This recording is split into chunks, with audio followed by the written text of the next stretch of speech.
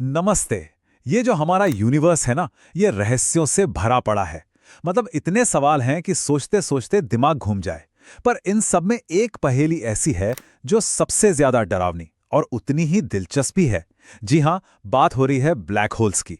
तो चलिए आज इसी के रहस्यों की दुनिया में उतरते हैं। ब्लैक होल्स, इनके बारे में क्या क्या नहीं कहा जाता।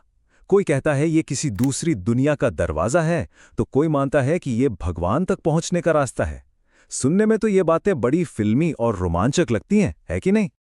लेकिन ये सब तो हुई कल्पना की बातें। असल में विज्ञान क्या कहता है? चलिए इन कहानियों से पर्दा हटाते हैं और देखते हैं कि इन कॉस्मिक मॉन्स्टर्स, इन ब्रह्मांडीय राक्षसों के पीछे की असली सच्चाई क्या है।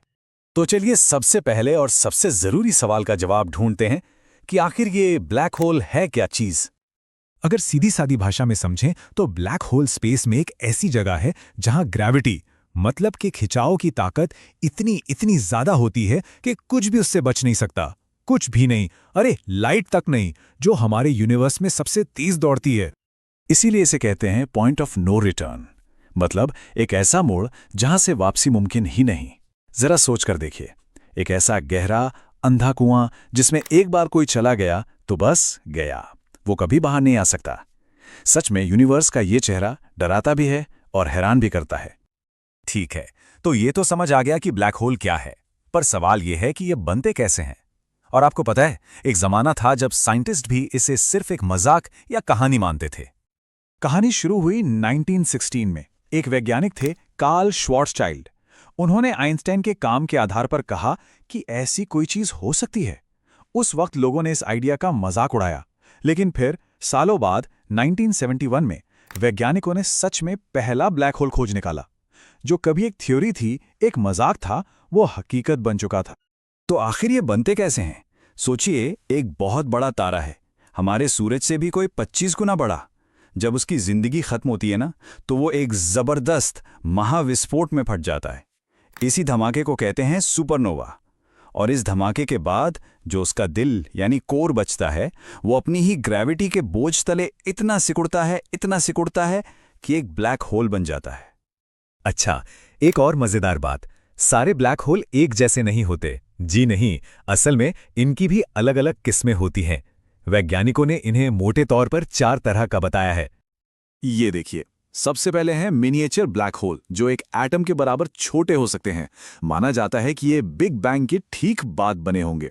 फिर आते हैं स्टेलर ब्लैक होल। ये वही हैं जो किसी बड़े तारे के मरने पर बनते हैं।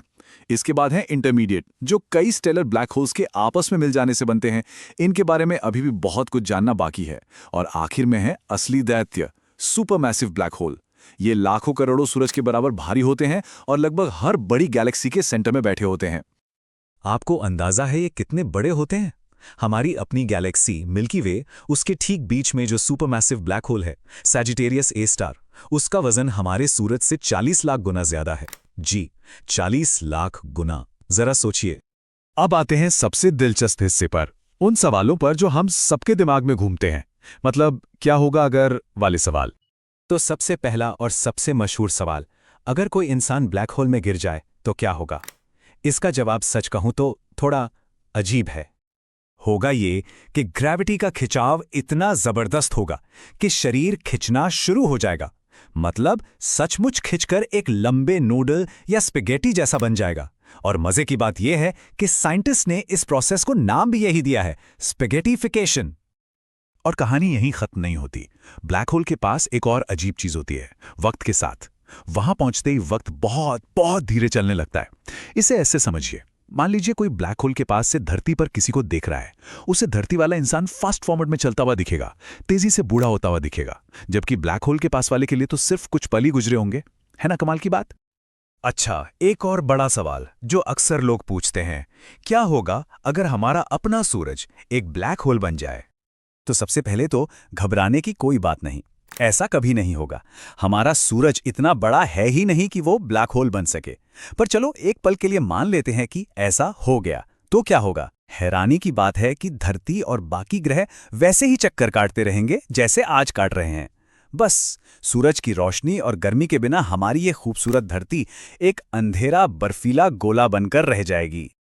यहां एक सवाल उठना लाजमी है, अगर ब्लैक होल पूरे तरह से काले हैं, अदृश्य हैं, तो फिर हमें पता कैसे चलता है कि वो वहां हैं भी? हम उन्हें ढूंढते कैसे हैं? देखिए, हम ब्लैक होल को सीधे सीधे नहीं देख सकते, ये सच है। हम दरअसल उसके आसपास के माहौल पे पड़ने वाले असर को देखते हैं। जब कोई ब्लैक होल अपने पास के तारे या गैस को निगलना शुरू करता है, तो वो सारा मलबा उसके चारों ओर बहुत तेजी से घूमने लगता है और गर्मी से चमक उठता है। ये एक चमकदार डिस्क जैसी दिखती है, जिसे एक्रीशन डिस्क कहते हैं। और इसी चमकती हुई डिस्क के ठीक बीच में जो एक काली परछाई होती है, वही है ब्लैक होल का इवेंट होराइजन, यानी पॉइंट ऑफ नो रिटर्न। चलिए अब थोड़ा और आगे बढ़ते हैं, विज्ञान की सीमाओं के पार, उन चीजों की तरफ जो आज भी सिर्फ थ्योरी हैं। तो सवाल यह है कि क्या यूनिवर्स में ब्लैक होल से भी ज्यादा ताकतवर या ज्यादा रहस्यमय कुछ हो सकता है? थ्योरीज की माने तो जवाब हो सकता है व्हाइट होल। ये आप कह सकते हैं ब्लैक होल का ठीक उल्टा है। जैसे ब्लैक होल हर चीज को अपने अंदर खींच लेता है और कुछ भी बाहर नहीं आने देता, वैसे ही व्हाइट होल से चीजें सिर्फ बाहर निकलती हैं, उसके अंदर कुछ भी जा नहीं सकता। हाँ, ये अभी तक सिर्फ कागज पर और गणित में ही मौजूद हैं, पर याद है ना, एक वक्त था जब ब्लैक होल भी तो सिर्फ एक कहानी ही लगते थे। तो ये सब हमें एक बड़े सवाल के साथ छोड़ जाता है कि इस अनंत ब्रह्मांड में और न जाने कितने ऐसे रहस्य छिपे होंगे जिनकी हम आज कल्पना भी नहीं कर सकते। ये खोज की यात्रा तो बस अभी शुरू ही हुई है।